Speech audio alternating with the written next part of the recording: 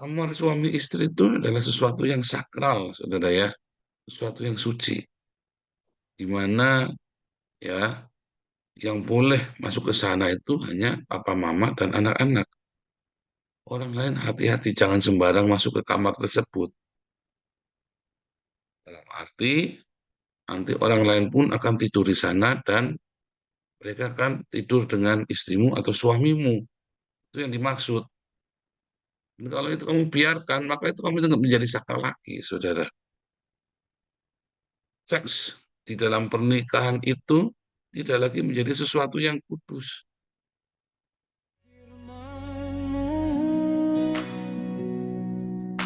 Itu pelita bagi kakiku.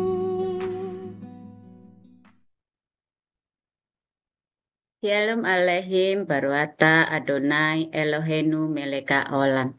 Diberkatilah Engkau Tuhan Yesus Raja semesta alam. Shalom Bapak Ibu Saudara-saudaraku yang dikasihi dalam Tuhan Yesus. Kami mengucapkan selamat datang dan selamat bergabung. Bapak Ibu, selanjutnya kita akan memasuki renungan firman Tuhan. Untuk para lektor agar mempersiapkan diri, kami mohon kesediaan untuk Ibu Veronica untuk menjadi lektor pagi hari ini dan Bapak Apul Siahaan. Ibu Veronica akan membacakan Kidung Agung pasal yang kelima ayat 1 sampai dengan 16. Kemudian Bapak Apul Siahaan akan membacakan Yohanes 14 ayat 1 sampai dengan 31. Kami persilakan dimulai dari Ibu Veronica. Kidung Agung 5 ayat 1 sampai dengan ayat 16. Aku datang ke kebunku, Dinda pengantinku. Kukumpulkan mur dan rempah-rempahku. Kumakan sambangku dan maduku. Kuminum anggurku dan susuku. Makanlah, teman-teman. Minumlah sampai mabuk cinta.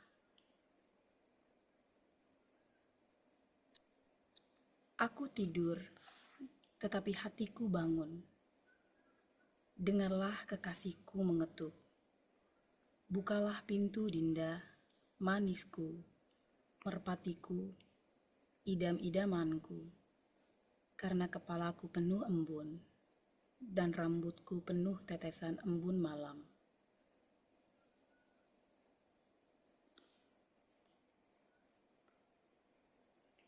Bajuku telah kutanggalkan. Apakah aku akan mengenakannya lagi? Kakiku telah kubasuh. Apakah aku akan mengotorkannya pula?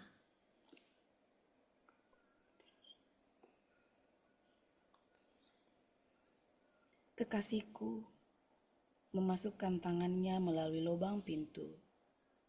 Berdebar-debarlah hatiku. Aku bangun untuk membuka pintu bagi kekasihku. Tanganku bertetesan mur, bertetesan cairan mur, jari-jariku pada pegangan kancing pintu. Kekasihku, kubukakan pintu, tetapi kekasihku sudah pergi lenyap. Seperti pingsan aku ketika ia menghilang.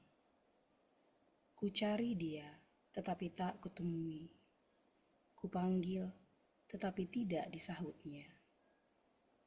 Aku ditemui poranda-poranda kota.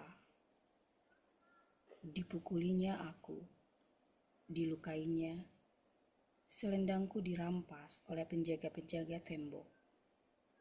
Kusumpahi kamu, putri-putri Yerusalem, bila kamu menemukan kekasihku. Apakah yang akan kamu katakan kepadanya? Katakanlah bahwa sakit asmara aku. Apakah kelebihan kekasihmu daripada kekasih yang lain? Hai jelita di antara wanita. Apakah kelebihan kekasihmu daripada kekasih yang lain, sehingga kau sumpahi kami begini? Putih bersih dan merah cerah kekasihku, menyolok mata di antara selaksa orang, bagaikan emas, emas murni kepalanya, rambutnya mengombak, hitam seperti gagak. Matanya bagaikan merpati pada batang air, bermandi dalam susu, duduk pada kolam yang penuh.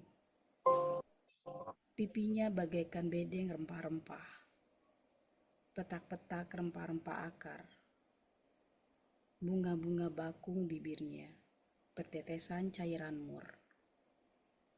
Tangannya bundaran emas, berhiaskan permata Tarsis. Tubuhnya ukiran dari gading, bertabur batu nilam. Kakinya adalah tiang-tiang marmer putih, bertumbuh pada alas emas murni. Perawakannya seperti gunung Libanon, terpilih seperti pohon-pohon aras. Kata-katanya manis semata-mata. Segala sesuatu padanya menarik. Demikianlah kekasihku. Demikianlah temanku. Hai putri-putri Yerusalem.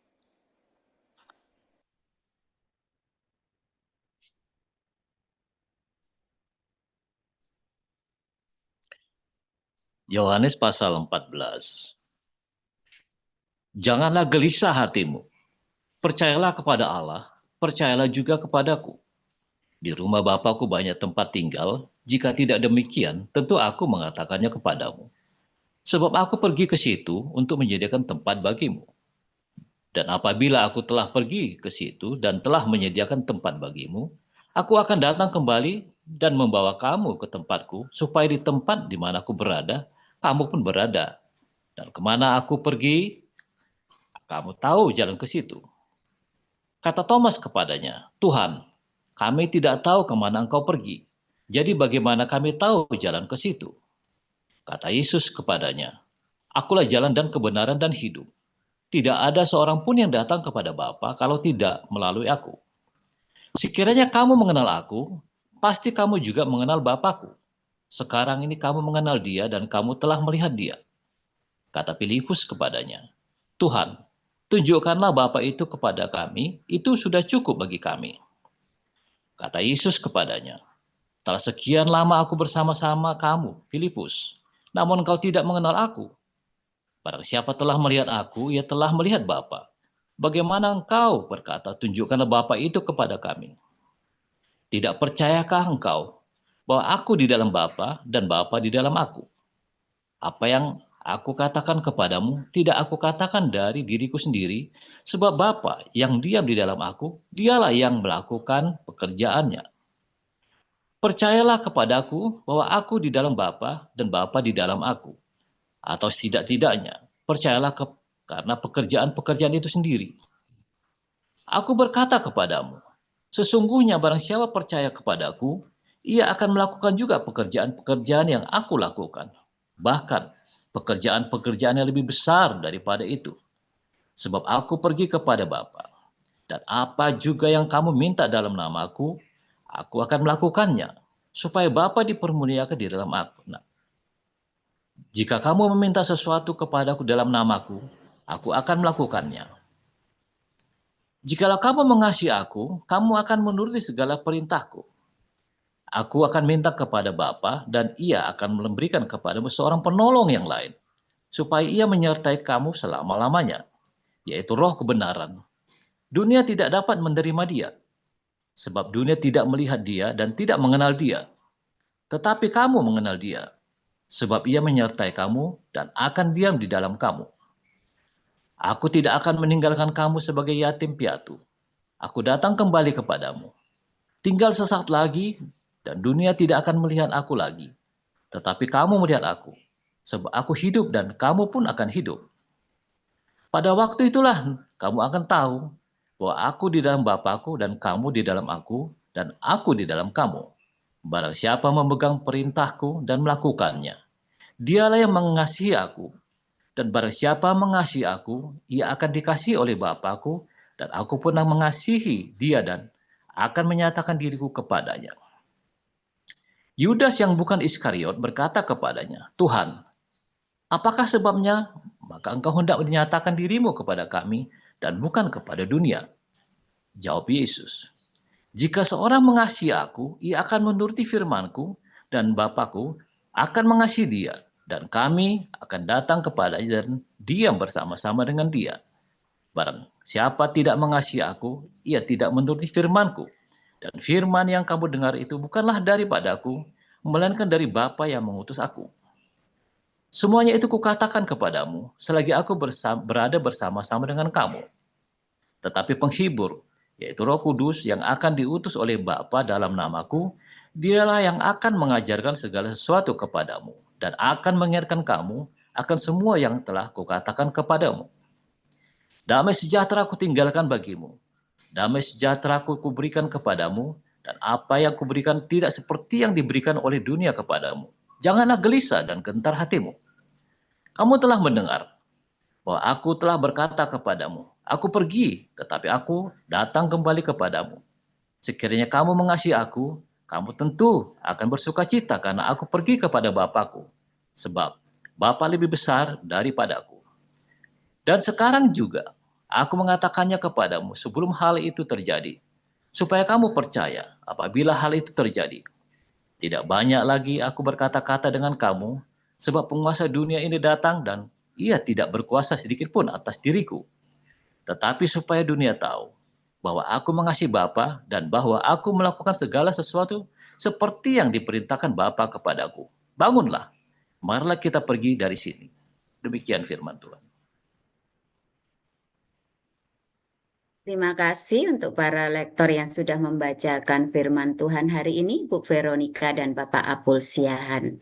Bapak Ibu Saudaraku, kita akan memasuki renungan firman Tuhan yang akan dibawakan oleh Bapak Gembala kita, Pastor Dr. Joseph Paul Jiang dengan judul Muhammad.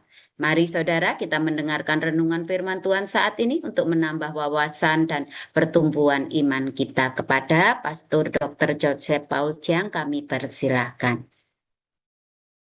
Haleluya, firman Tuhan selalu baru setiap hari jika kita menanti-nantikan, ya, merindukan, ya, firman Tuhan selalu dalam hidup kita. Nanti jadi baru beneran. Saudara, kata Muhammad, ya, banyak apologet Islam memaksakan diri bahwa di dalam Kidung Agung 5 ayat 16 itu ada tertulis kata Muhammad di sana. Karena Muhammad artinya yang dirindukan, ya, menantikan. Lalu mereka mencocokkan bahwa Yesus pun, ya, mengatakan bahwa nanti ada seorang yang bernama Ahmad akan datang, ya, dan kita semua menanti-nantikan Ahmad itu datang, tanya saudara, ya. Nah, sebegitu pentingnya, ya, sebegitu pentingnya endorsement dari Alkitab, ya, dalam perjanjian lama maupun perjanjian baru, ya, untuk mengendorse Muhammad, saudara, sebagai yang dinantikan, dijanjikan, ya, dan itulah bukti bahwa betapa pentingnya peranan kekristenan, ya, untuk mengendorse Islam. Tanpa endorsement itu maka Islam is nothing. Tanpa endorsement bahwa Muhammad adalah yang dijanjikan, dinantikan, maka Islam tidak berarti apa-apa, saudara. Nah, maka mereka menciptakan begitu banyak dusta, begitu banyak cocokmologi untuk mencocok-cocokkan. Saudara, ada satu hal, ya, yang penting di dalam Kidung Agung. Kidung Agung ini adalah sebuah kitab Kama Sutra, saudara. Sebuah kitab seks. Kidung Agung ini adalah sebuah kitab di mana seorang pria dan seorang wanita bercumbu, ya. Bahkan di dalam bahasa-bahasa metafora itu sangat vulgar, yaitu tentang petunjuk bagaimana berhubungan seks. Nah, jadi ketika tiba-tiba ada seorang yang memaksakan diri untuk memasukkan kata Muhammad di dalam sebuah kitab yang berisi seks itu, saudara, maka saya kadang-kadang berpikir, ada yang salah nih, saudara, ya. Mengapa dia harus memasukkan sebuah kata orang yang dihormati di dalam agama mereka dalam sebuah kitab seks? Dan bahkan kita seringkali dibully bahwa Kidung Agung ini adalah kitab seks, ya disuruh baca keras-keras pakai toa, saudara. Waktu kamu baca Kidung Agung pakai toa, saya bilang, emang kenapa? Ya, saudara ya. Kidung Agung akan menjadi sebuah kitab yang penuh dengan seks apabila kita berpikir seks itu sesuatu yang buruk ya untuk bermain-main. Anda punya, ini misalnya nih maaf saudara ya, Anda punya ya kamar, ya suami istri itu punya kamar. Yang boleh masuk ke kamar suami istri itu ya anak-anaknya saudara. Tapi kalau Anda mengizinkan ya suami orang atau istri orang ya kan tidur di kamar Anda, atau bahkan mereka boleh makan di kamar Anda, atau bahkan mereka boleh ya main kartu, main judi di kamar Anda, maka Anda tidak lagi membuat kamar itu menjadi sebuah kamar yang sakral. Kamar itu menjadi ya bukan ini lagi, bukan kamar lagi, nggak beda dengan itu tadi kali jodoh, saudara. Kamar suami istri itu adalah sesuatu yang sakral, saudara ya, sesuatu yang suci, di mana ya yang boleh masuk ke sana itu hanya papa mama dan anak-anak. Orang lain hati-hati, jangan sembarang masuk ke kamar tersebut. Dalam arti, nanti orang lain pun akan tidur di sana dan mereka akan tidur dengan istrimu atau suamimu. Itu yang dimaksud. Dan kalau itu kamu biarkan, maka itu kamu tidak menjadi sakral lagi, saudara. Seks di dalam pernikahan itu tidak lagi menjadi sesuatu yang kudus. Bagaimana kamu memandang seks itu, maka itulah kamu, saudara. Ada orang yang menganggap seks itu kudus dan dia hanya akan berhubungan seks dengan suami atau istrinya. Tapi ada orang yang memandang seks itu hanya pemuas. Maka dia akan melampiaskan hubungan seks itu dengan siapa saja yang penting dia puas. Maka disitulah seks itu menjadi tidak kudus dan menjijikan. Ya, ada orang ya di kelompok-kelompoknya itu tadi ya banyak apologet itu menjadikan diskusi seks itu menjadi diskusi yang buat ketawa cekikikan, saudara ya. Buat saya itu adalah menjijikan, saudara. Seks itu menjadi menjijikan ketika kamu ya buat cekikan begitu. Buat saya itu seks itu sakral.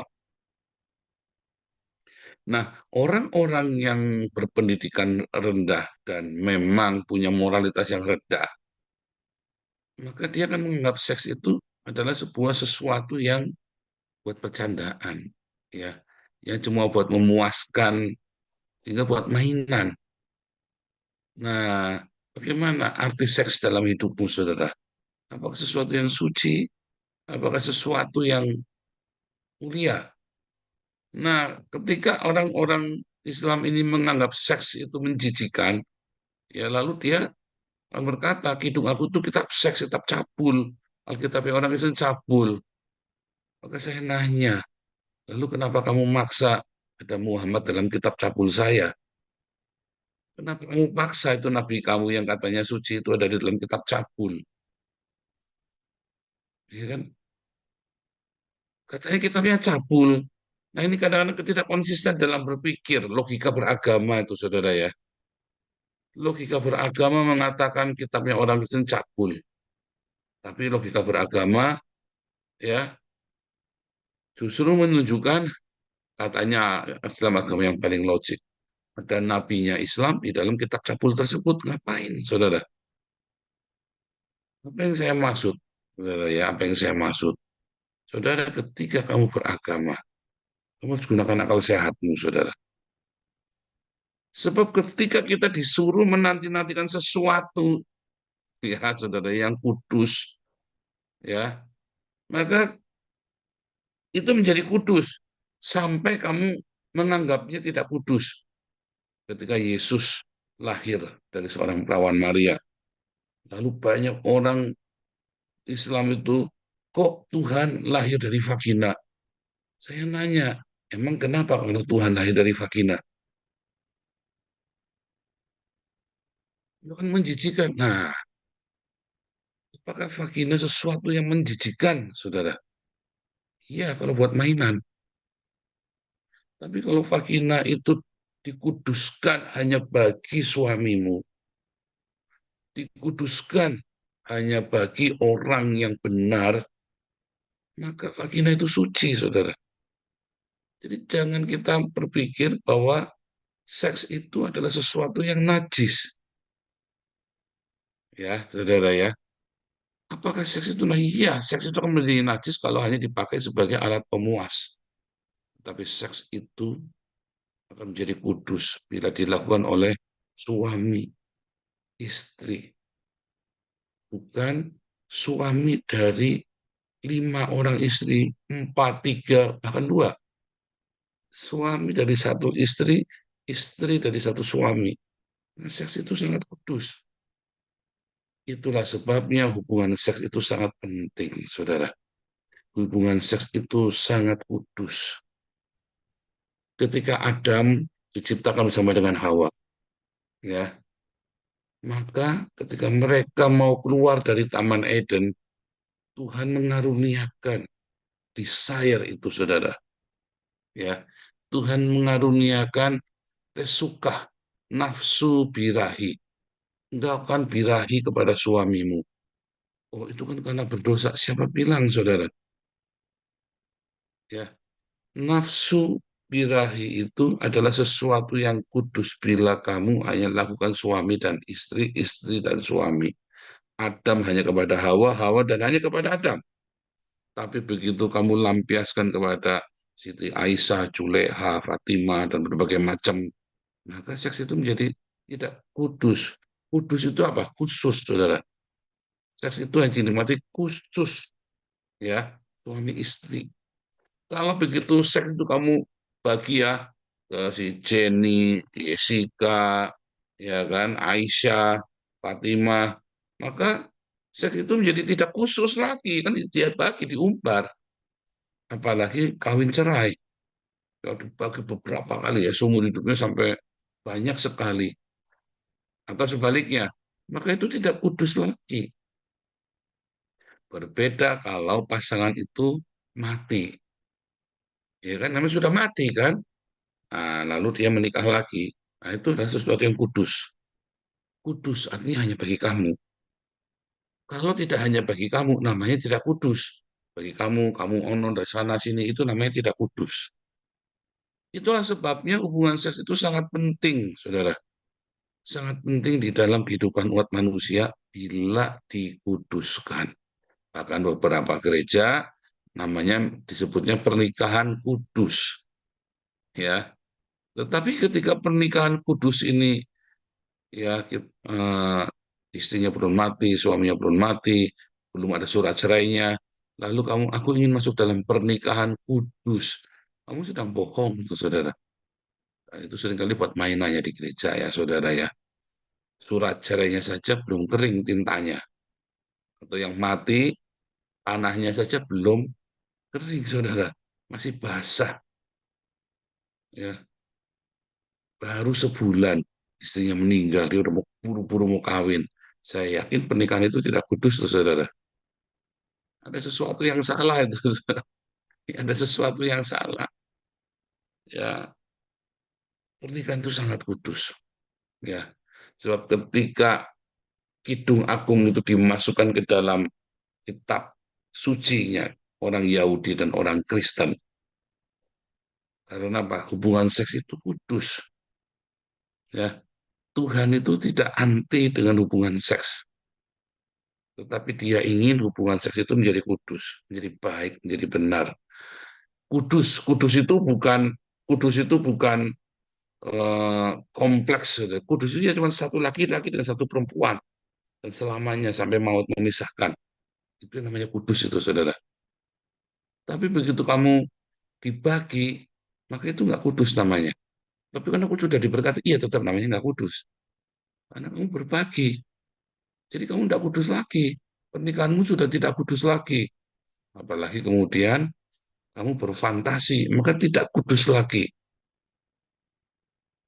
Ya, saudara ya. Ajari anak-anak kita untuk memiliki seks yang kudus.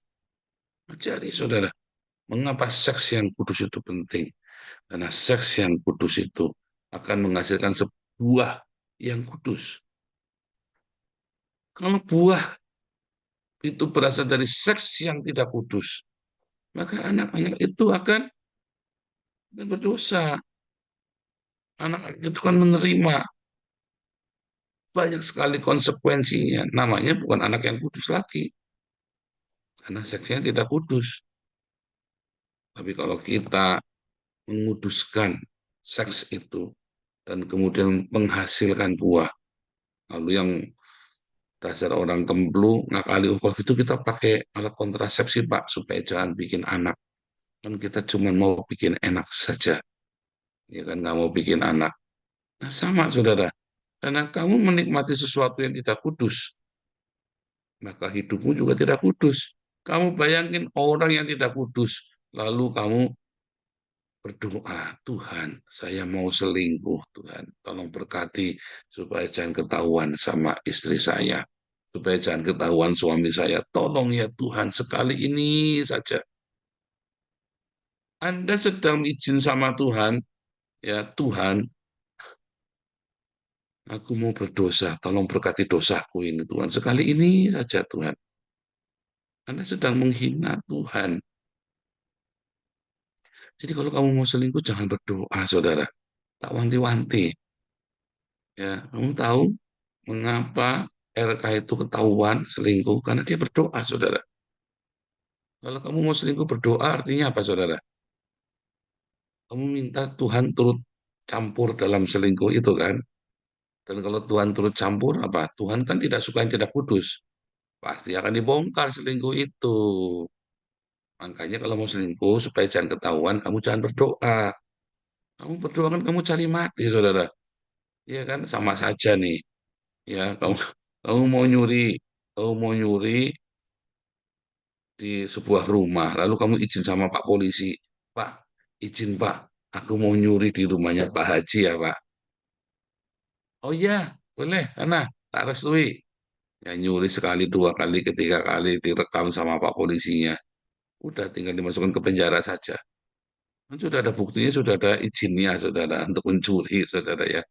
Nah, kamu mau nyuri, ya kan, Pak, saya mau. Nah, ini pinter, nah ini masalahnya nih. Mungkin si RK belajar dari bandar narkoba. Bandar narkoba itu kalau mau jualan narkoba diizin sama polisi, saudara. Ya, bandar narkoba di Indonesia itu kalau mau jualan narko itu izin sama polisi. Nanti polisinya, ya pokoknya setoran ya, 50 juta sebulan. Kan begitu, saudara. Diizinkan, kan? Nah, itu mungkin si RK belajar dari bandar narkoba itu, saudara. Mau selingkuh, yang penting setoran sama Tuhan tadi ya. Ya Tuhan, ini saya pengakuan dosa 2 minggu sekali. Yang nanti saya kasih perpuluhan, kasih kolektor, kasih persembahan itu. Dia pikir Tuhan itu semurah itu, saudara ya. Jangan kamu pikir kamu habis bikin dosa berzina, seks yang tidak kudus, lalu kamu bisa minta ampun. Jangan, saudara. Kamu jangan pernah main-main dengan yang namanya hubungan seks. Lalu saya Fudin dengan sok bijaknya menasihati. Dia sendiri selingkuh, ya, hanya gara-gara hanya gara-gara istrinya tidak mengumbarnya di media sosial, dan para pendeta sangat hati-hati membicarakannya. Dia berani main-main. Sudah, jangan main-main dengan hubungan seks yang tidak kudus. Karena itu akan meracuni semua komunitas. Orang kan berpikir, oh itu saja boleh kok. Kalau kamu tampil di media sosial seakan-akan aku rak popo, nggak ada apa-apa. Dan kenyataannya hidupnya hancur semua orang-orang ini, dan kemudian ngajari orang yang tidak baik ikut-ikutan hancur. Pendeta-pendeta juga sama. Orang pendeta-pendeta ini kalau sudah berhubungan seks yang tidak kudus, sebaiknya mundur. Sebaiknya mundur, jangan jadi pendeta lagi. Diproses dulu, mundur dulu berapa tahun, 5 tahun, baru kamu mulai lagi. Sebab apa? Sebab jemaat yang nonton jijik. Kedua, yang jadi yang suami atau istri yang disakiti, dia akan ingat. Yang ketiga, kamu akan transfer. Transfer apa? Transfer mentalitimu itu. Oh, enggak apa-apa, kan diampuni sama Tuhan kalau selingkuh. Ya, Tuhan ngampuni enggak, saudara? Kalau kamu selingkuh. Ya kalau kamu minta ampun, saya sudah minta ampun, bohong kamu. Coba ada kesempatan lagi, bikin lagi. Itu namanya, oh ya, gimana saya penuh dengan kelemahan. Nah itu namanya kamu belum minta ampun. Sehingga akhirnya orang-orang yang melakukan seks yang tidak kudus itu hancur-hancuran hidupnya, baru tuh dia minta ampun benar dan tidak berani melakukan lagi sakapok-kapoknya. Nah, disitulah mungkin dia sungguh-sungguh minta ampun. Mungkin, mungkin. Saudara, ketika orang sudah menerima kasih karunia Tuhan, lalu dia main-main. Ya kan Yesus menjanjikan Roh Kudus tinggal di dalam hidup kita. Tadi Roh Kudus itu kan dibilang Ahmad itu tadi kan. Lalu orang ini main-main, saudara. Dari awal, dari Adam dan Hawa, anggap itu 6.000 tahun yang lalu, anggap saja itu 6.000 tahun. Dari 6.000 tahun yang lalu, Tuhan maunya itu satu laki-laki dengan satu wanita. Dari 6.000 yang tahun yang lalu, 6.000 tahun yang lalu, bahkan sampai dengan hari ini, Tuhan maunya satu laki-laki dengan satu wanita. Tapi kamu pikir, oh Alkitab ngajari poligami, nah itu Daud poligami, Salomo poligami, Yakub poligami. Nah anak-anaknya pada berantem sendiri itu, saudara. Anaknya Yakub akhirnya kan nidurin salah satu istrinya Yakub, ya kan? Anaknya Daud akhirnya saling bunuh. Anaknya Salomo bubar kerajaannya. Orang-orang yang berpoligami itu pasti ruwet hidupnya, saudara. Pasti ruwet. Biar anak-anak di rumah kita hanya kenal satu mama dan satu papa. Jangan ada ya. Jangan sampai kenal papa lain, mama lain. Artinya kalau beda dengan papa angkat beda, ya, sukat father atau ayah baptis itu beda.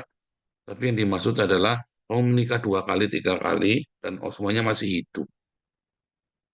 Itu yang dimaksud. Kamu pikir itu bisa buat main-main pernikahan? Itulah sebabnya.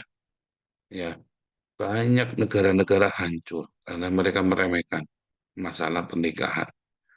Kenapa Arab Saudi itu hancur? Kenapa semua? Kalau kamu jangan bilang nggak hancur, hancur saudara ya. Kamu pikir nggak hancur itu? Anda cuma ngeliat dari luarnya. Kamu negara-negara Arab itu hancur semua. Makanya perginya ke sini.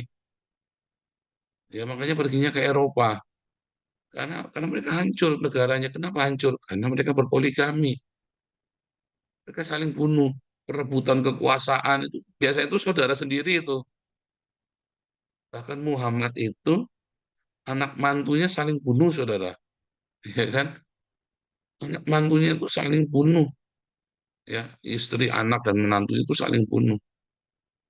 Dan itu bukan rahasia lagi, saudara. Bukan penghinaan, memang iya. Perang onta satu, perang onta dua, dan seterusnya itu anak mantunya Muhammad. Ya, Ali bin Abi Thalib, Fatimah ngelawan Aisyah.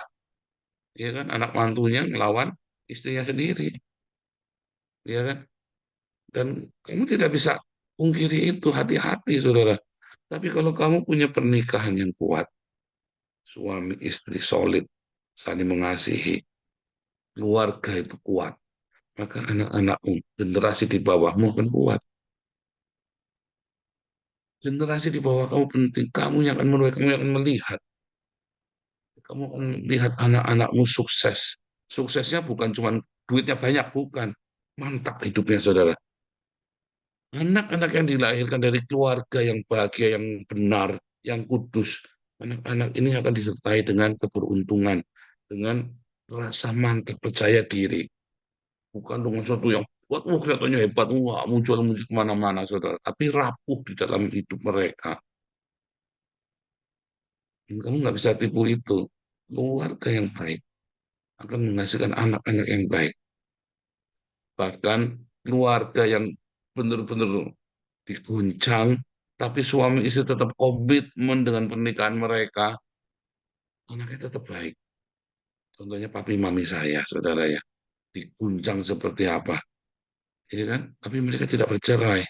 Maka anak-anaknya dia melihat sesuatu yang baik di sana, dia melihat yang baik. Ayo, saudara,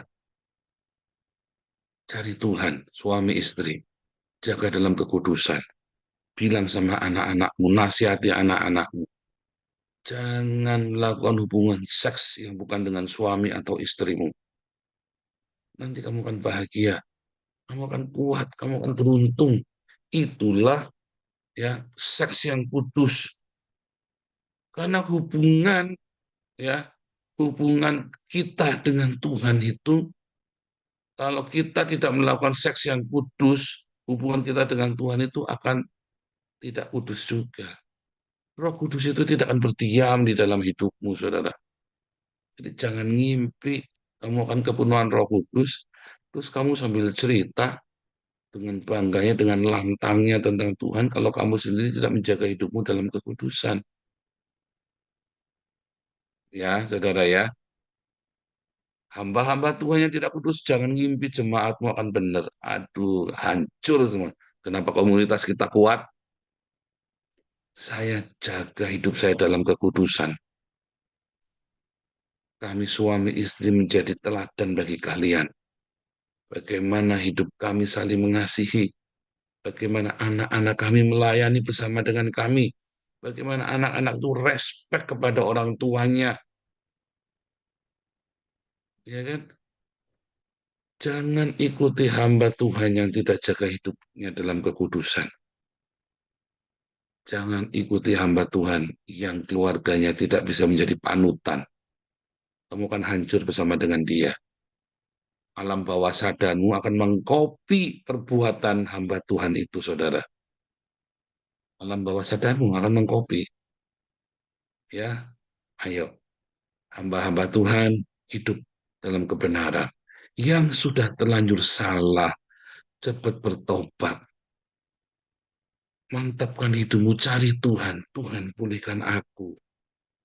Jangan malah geragas. Jangan malah buat kesempatan buat nyari yang baru. Atau malah buat alasan, oh ini kesempatan aku untuk hidup baru, kawin cerai. Oh, hati-hati saudara ya. Hati-hati saudara. Kamu akan menjadi teladan bagi anakmu dan bagi orang yang ngikutin kamu. Dan kamu, para jemaat yang mengikuti hamba-hamba Tuhan seperti ini, aduh, saudara kamu sial benar. Ikutilah hamba Tuhan yang keluarganya baik. Ikutilah hamba Tuhan yang suami istri baik, saudara. Tuhan Yesus memberkati. Terima kasih untuk hambanya, Bapak Pastor Paul Jiang. Bapak Ibu, saudaraku yang dikasihi Tuhan, mari kita jaga kekudusan dalam hidup ini. Melalui kekudusan, berkat Allah akan menyertai kita, dan mari kita berlomba-lomba untuk terus menjaga kekudusan itu di dalam Tuhan. Sebelum kita menerima berkat Tuhan, mari kita baca risait terlebih dahulu. Sema Israel, Adonai Eloheinu, Adonai Echad. Dengarlah hai orang Israel, Tuhan itu Allah kita, Tuhan itu Esa. We'afta et Adonai Eloheka, bekol levaka, uvekol naseka, uvekol meodeka.